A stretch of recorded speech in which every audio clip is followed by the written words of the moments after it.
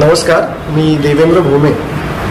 शतजन्म शोधताना ह्या वेबसिरीजच्या माध्यमातून मी 2018मध्ये एक वेबसिरीज म्युझिकल वेबसिरीज घेऊन आलो होतो आणि मराठी चित्रपट संगीताची पहिली 50 वर्ष ही कशा पद्धतीने डेव्हलप होत गेली, त्या काळामधले गीतकार संगीतकार त्यांनी फिल्म म्युझिकमध्ये काम करताना काय गमती जमती केल्या, त्या गाण्यांच्या मागच्या गोष्टी, त्याचे किस्से आणि या गीतकार संगीतकारांच्या गाण्यांच्या विषयी गप्पा, याबरोबरच हे जर का कलाकार आत्ताच्या काळामध्ये असते तर आजच्या साऊंडस्केपमध्ये हीच सगळी गाणी त्यांनी कशी एक्झिक्यूट केली असती, अशा बेसिक एका कॉन्सेप्टवरती ही वेबसिरीज घेऊन आलो होतो. आणि मला खूप सांगायला इतका आनंद होतोय की एका छोट्याशा कल्पनेतनं हे प्रोजेक्ट उभं राहिलं आणि इतका उदंड प्रतिसाद गेल्या 7-8 वर्षामध्ये या वेबसिरीजला सगळ्या प्रेक्षकांनी तुम्ही दिलेला आहे आणि त्यातनं एक वेगळी ऊर्जा, वेगळी ताकद आम्हाला सगळ्यांना मिळाली. त्यामुळेच शतजन्म शोधतानाच्या या सगळ्या उत्तम भरघोस प्रतिसादानंतर खास लोकाग्रहास्तव हा सगळा कार्यक्रम आम्ही आता खास स्टेजवरती घेऊन येतोय. शतजन्म शोधताना लाईव्ह इन कॉन्सर्टच्या स्वरूपात. त्यामुळे गीत तुझे स्मरताना शतजन्म शोधताना लाईव्ह इन कॉन्सर्टच्या माध्यमातून आता थिएटर शोजमध्ये हा पुन्हा एकदा कार्यक्रम आम्ही घेऊन येतोय. जे सगळं वेबसिरीजमधनं डिजिटली तुम्ही सगळं ऐकलेलं गाणं आहे, ज्या सगळ्या गप्पा गोष्टी आहेत, तो सगळं आता आम्ही स्टेजवरती घेऊन येतो आहे. आणि स्पृहा जोशी आणि गौतमी देशपांडे या दोघीजणी माझ्याबरोबर ह्या कार्यक्रमामध्ये होस्ट करणार आहेत. जयदीप वैद्य, आशुतोष मुंगळे, मुक्ता जोशी, शमिका वेडे हे सगळे कलाकार, गायक कलाकार त्या दिवशी स्टेजवरती आपल्याला भेटतील.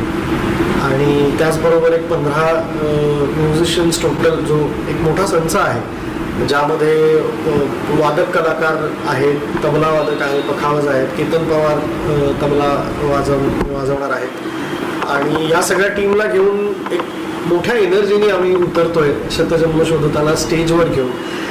जितका उदंड प्रतिसाद तुम्ही सगळ्यांनी या वेबसिरीजला दिलात, भरघोस आम्हाला मेसेजेस आले. सेकंड सीझनला खूप उत्तम आम्हाला प्रतिसाद मिळतो आहे. आणि पु ल देशपांडे, गदी माडगुळकर, सुधीर फडके, जगदीश खेबुडकर, राम कदम, श्रीनिवास खळे या सगळ्या कलाकारांच्या आशीर्वादाने यांची गाणी अर्थातच 70-80 वर्ष आपण सगळे ऐकतच आहोत आणि आपल्या पिढ्यानपिढ्या मराठी गाण्यांचे संस्कार आपल्यावरती होत आहेत. तर एक मराठी माणूस म्हणून, एक मराठी प्रेक्षक म्हणून आणि मराठी रसिक, मराठी कलाकार म्हणून या सगळ्याच नात्यांनी या कामाला एक वेगळी ऊर्जा मिळतीये.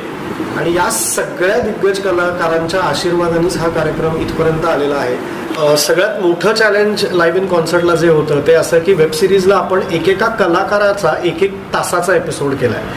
त्याच्यामुळे गदी माडगुळकर म्हणल्यानंतर त्यांनी साधारणतः 2000 पेक्षा जास्त गाणी लिहिली आहेत. जगदीश खेबुडकरांनी 6000 गाणी लिहिली आहेत. सुधीर फडकेंचे चित्रपट अनेक आहेत.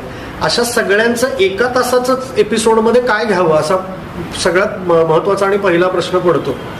आणि आता तर 2 तासात स्टेजवर या 14 कलाकारांविषयी एकत्र मांडताना त्यातलं काय निवडायचं काय नाही हा कायमच एक मोठा चॅलेंज असतो. त्याच्यामुळे स्टेजवर येताना आमच्यासाठी सगळ्यात मोठं चॅलेंज असं आहे की जी 50-60 गाणी आत्तापर्यंत आम्ही तुमच्यासमोर आणलेली आहेत, जे सगळे किस्से, अमाप किस्से हे आम्ही घेऊन आलेलो आहोत, त्यापैकी काही निवडक किस्से आणि निवडक गाणी घेऊन आम्ही स्टेजवर येतोय.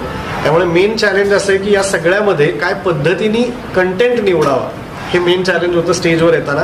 पण अर्थातच ज्या गाण्यांना सगळ्यात उत्तम प्रतिसाद तुम्ही दिलेला आहे ती गाणी आम्ही निवडलेली आहेत. आणि दरवेळेला स्टेजवर येताना काही वेगळा कंटेंट, काही वेगळे किस्से हे आम्ही घेऊन येणार आहोत.